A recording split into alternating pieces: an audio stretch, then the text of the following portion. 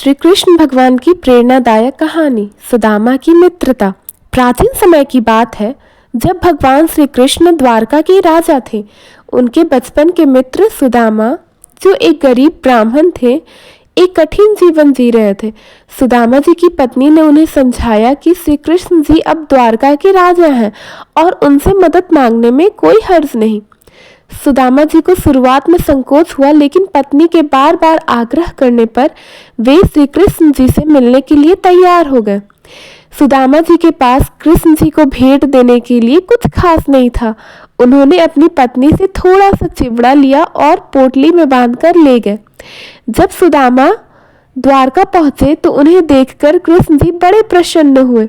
उन्होंने सुदामा को गले लगाया और अपने राजमहल में सम्मान पूर्वक बिठलाया। कृष्ण जी ने बचपन की सारी बातें ताजा की और सुदामा जी का हाल चाल पूछा। सुदामा ने अपनी गरीबी का कोई जिक्र नहीं किया, लेकिन भगवान श्री कृष्ण ने उनकी दशा समझ गए। जब सुदामा जी ने संकोच पूर्वक चिवड़े की पोटली दी तो कृष्ण जी ने उन्हें बड़े प्रेम से ग्रहण किया और कहा, मित्र, यह तो मेरे लिए अमृत समान है। सुदामा जी जब वापस अपने गांव लौटे तो उन्होंने देखा कि उनकी झोपड़ी एक भव्य महल में बदल चुकी थी और उनके पास धन धान्य की कोई कमी नहीं रही। यह देखकर सुदामा समझ गए कि यह सब कृष्ण जी की कृपा है।